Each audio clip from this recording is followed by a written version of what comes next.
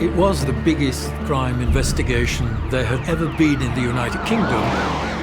No police force had ever experienced that level of pressure. Welcome to WatchMojo UK, and today we're counting down our picks for the creepiest documentaries either made by or about Brits. His level of fame gave him every door open. He wanted his fame to go beyond anything and anybody. Number 10. Tabloid. Back in September of 1977, Mormon missionary Kirk Anderson was supposedly abducted and abused by a woman named Joyce McKinney. The story became known as the Manacled Mormon case. And she said to him she was going to go on having sex with him until she found she'd missed a period and would then hopefully be pregnant by him. This terrifying story was extensively covered in the British tabloids, specifically the warring rivals Daily Express and Daily Mirror. The documentary Tabloid conveys these events with unnerving detail and is even narrated by Joyce McKinney herself. That shocking choice immediately brings viewers closer to the case than they expected. As a result, those watching will further question the story that she weaves because it has multiple viewpoints and perspectives. I made everything that he wanted. I was like his little, wifey almost. Number 9. Tell Me Who I Am. If you forgot your worst experiences, would you want to hear about them or live in blissful ignorance? That was the struggle Marcus Lewis went through when his brother Alex lost his memory at 18. I said to Marcus, "Who is she?" And he just said, "She is our mother." Tell Me Who I Am follows the two siblings. It starts out wholesome, with Marcus painting a picture of a perfect childhood. Things fall apart when Alex finds a horrific childhood photo, leading to the revelation that their mother had abused them. It was too weird. It was just too strange. The final part reveals what Marcus could never say to his brother, that she allowed men to hurt them as well. It's a harrowing look into the effects of trauma and how telling a happy lie can help the one telling it cope with the truth.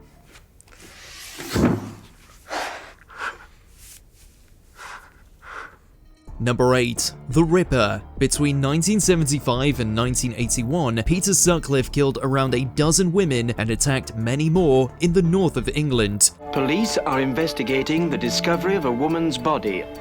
The woman, who hasn't yet been identified, was found on a playing field in the Chapeltown district of Leeds. He was dubbed the Yorkshire Ripper because, like Jack the Ripper, he targeted working girls. This Netflix documentary delves into Sutcliffe's reign of terror and how he was able to get away with it for so long. You'd have to draw on your experience and say that this was done by somebody who is disturbed to some considerable degree. It looks at the ineptitude of West Yorkshire police investigating the crime, who kept inefficient records and failed to follow up on many leads that pointed to Sutcliffe. It's a damning look at the failure of British law enforcement to protect the women and girls who work the streets of Leeds, Sheffield and Manchester. Somebody goes out at random and thinks, right, I'm going to kill somebody tonight, and finds an opportunity and takes full advantage of that opportunity.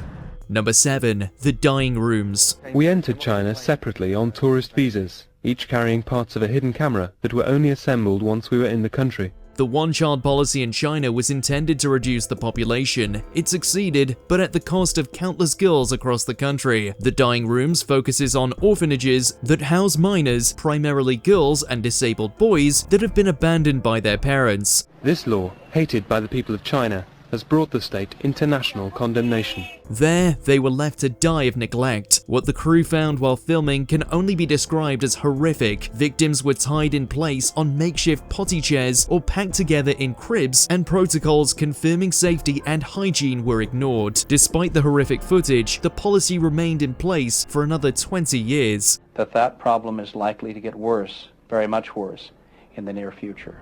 Number 6. Jimmy Savile, a British horror story. Now one of the most notorious figures in British culture, upon his death in 2011, hundreds of allegations against TV personality and presenter Jimmy Savile came to light. By far, to my mind, the best part of the book is the anecdotes, which were very funny, and I hope in the next one that you're going to tell a lot of anecdotes. I'd probably finish up doing about 15 years in the nick if I did that. With his victims no longer living in fear, Saville's reputation and legacy were destroyed. Widely known in Britain, this Netflix documentary brought the monstrous crimes of Saville to a wider audience. I work 2 days a week as a porter at Leeds Infirmary. Just as a porter, not as a special porter, not as an odd porter, a peculiar porter, just a porter. And it's really wonderful. It looks at how Saville was able to get away with it for decades, dying without facing retribution, and how various institutions ignored and may have even enabled his abuse. How on earth do you raise £10 million in 3 years?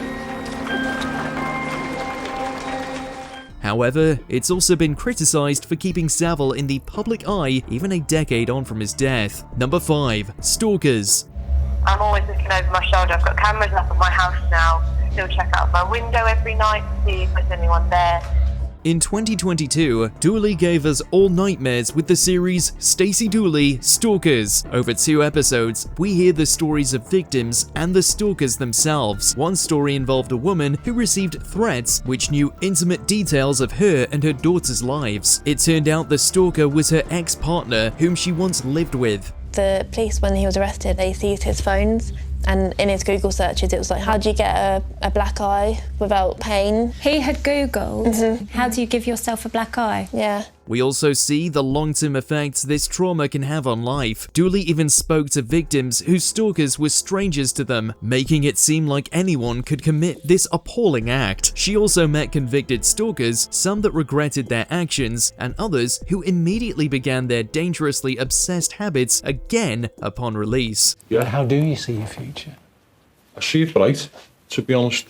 Number 4. Black Gold. You may not think the coffee industry has much to offer in the way of dark entertainment, yet Black Gold is proof that there's much more to the beverage than we think. Despite Ethiopian coffee being sought after in the Western world, those growing it hardly get to reap the benefits. There are coffee collectors, coffee suppliers, and coffee exporters who are bidding for the coffee. The documentary follows their union's leader on his journey for the price of the beans to be raised, so that those growing them can be fairly compensated.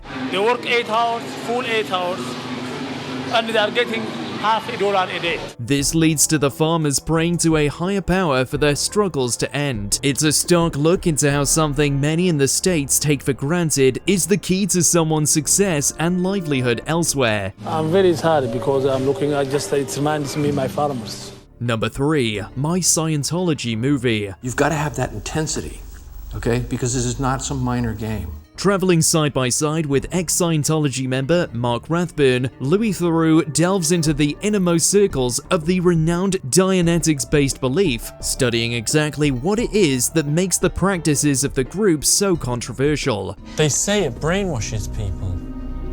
It is, it's mind-numbing. While exploring the science of knowing, Louis focuses specifically on the alleged mistreatment of its followers by leader David Miscavige. You're trespassing, and if you don't leave, I'm going to have you arrested right now. Can I deliver a letter, please? The fact that Theroux was refused cooperation by the Church of Scientology to make a documentary about the belief makes this film all the more contentious and gripping, as Louis is met with extreme adversity at every turn. And I don't want him filming me, so tell him to stop. Well, you're filming us. Number 2. The Imposter. In 1994, 13-year-old Nicholas Barkley disappeared in Texas. It gives you nightmares.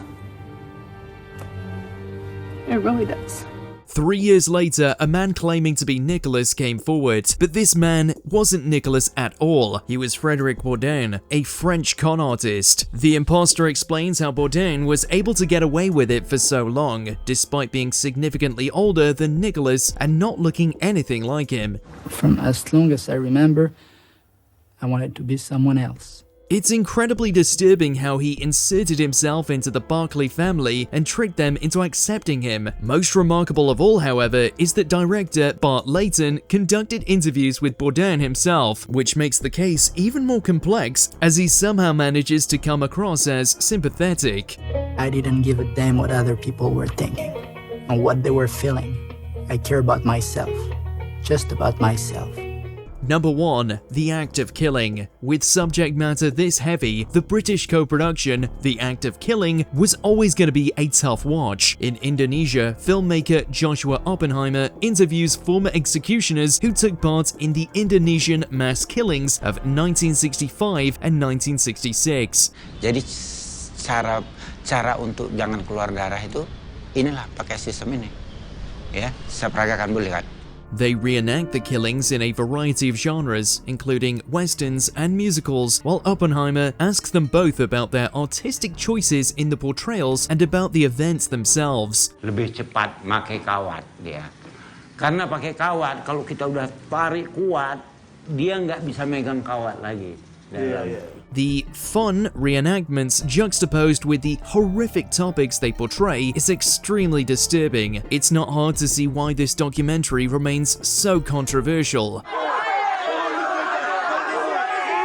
Which of these documentaries did you find the creepiest, and which ones would you add to our list? Let us know in those comments below.